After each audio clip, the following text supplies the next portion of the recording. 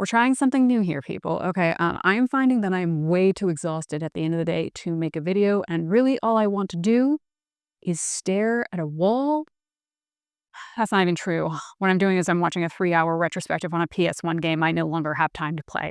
So we're going to try and film a video whilst our master of ceremonies, Lord Pampers, is still awake. So expect weird ambient groanings, screaming, and jump cuts. Here we go. It's no secret that since 2015, things have not been going great in the United States. You can decide for yourself why that is. Everyone has their opinion about it, but there's one thing that over the past decade I have noticed that adds an extra burden, an additional twist of the knife to what is already a very difficult time. And that's the increasing problem that nearly every app or website we interact with just kind of sucks. Come with me, won't you, while we go and look for a recipe for dinner. Here's one, but before we find that recipe, we are interrupted by a pop-up asking us if we would like to sign up for their newsletter. No, I've never read a newsletter in my life. Most people do not read newsletters. Would you like to give us your email so we can send you updates every time we post a new recipe, which is every day? No, I would not like that. Would you like to speak to our AI assistant who can find the perfect recipe for this specific occasion? No. No, I do not. Would you like to make an account? No. No, I do not want to make an account.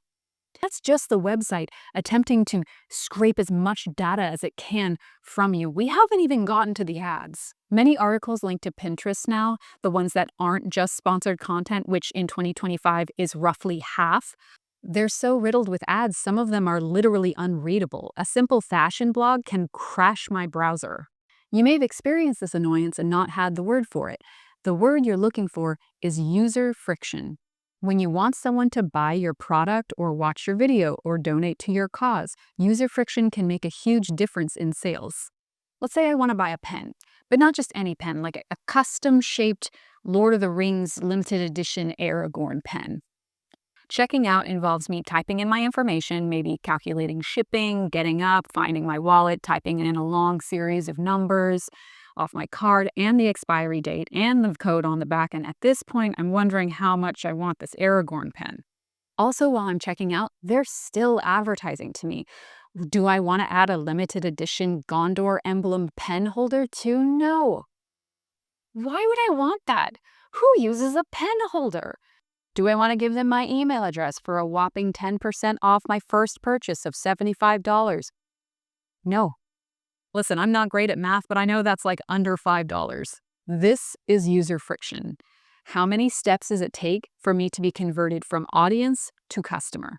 So I'm going through all this and I notice there's a PayPal button. I click it. PayPal already has my address. It's hooked up to my bank, bing, bam, boom, and I'm on my way to being the coolest person at D&D night. This is assuming that I'm able to find the pen in the first place. I can't tell you how many times I have been opening an app and seen something interesting only for, oh, it's gone, because the app refreshed my timeline within the first couple seconds, after I had already seen something I wanted to click on, to make sure I was looking at the most accurately targeted content. Here's another one, Walmart. And when I first heard this, I thought this was a joke. They are removing the physical price tags on their clothing and making customers use their phones to access their mobile app to see what the price is. Uh-oh. What's up, buddy? Kitty just dropped it. Kitty dropped it? Oh no, is he okay? Yeah. What was I talking about? So removing the price tags and making you use your phone to see the price. This is supposed to help them adjust for price fluctuations due to tariffs. But I cannot imagine dumping that responsibility onto my customers. Like, dude, this is of course really going to make it a lot easier for them to price gouge during holidays, big events, and emergencies. I really hope this one doesn't stick because it's super lame. What I've noticed is that over the past decade, user friction has become more and more of a problem on more and more websites. This is a phenomenon that Cory Doctorow called enshittification.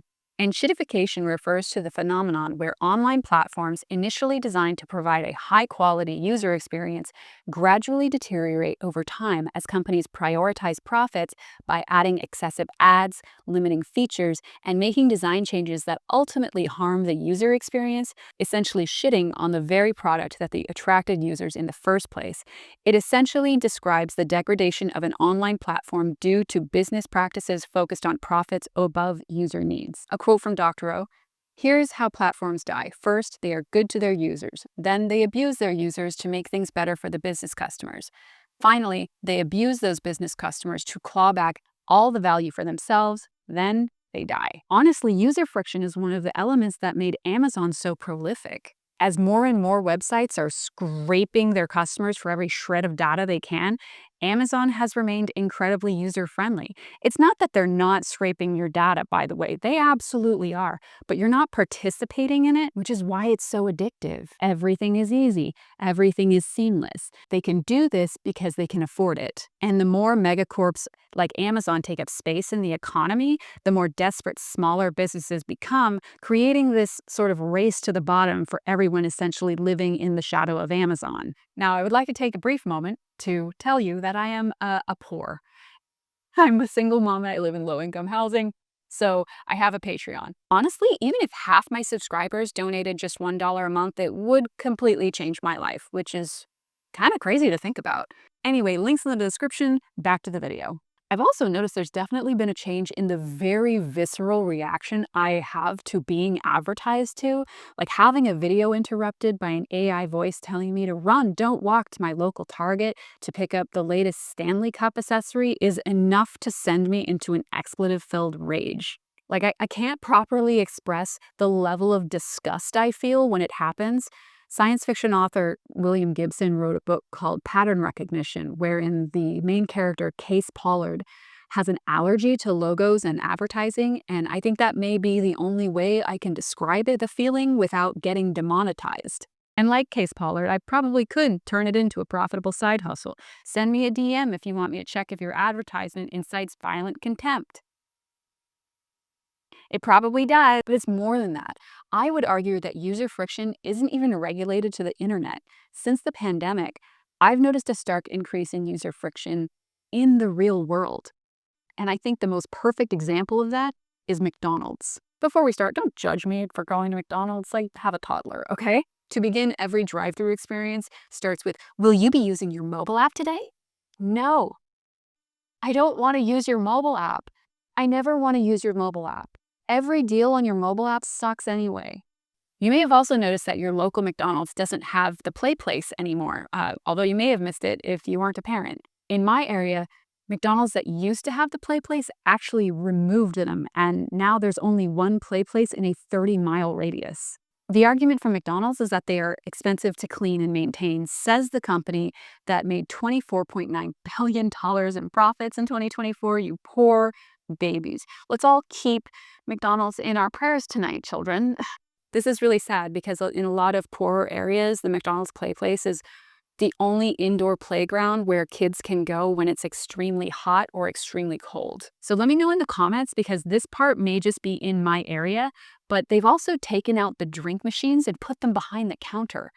So you can't refill your drink anymore. Do the children know that you used to be able to refill your drink? You used to be able to refill your drink, and this is after they increased the price of their sodas. Also, now a cup of water costs 75 cents. 75 cents.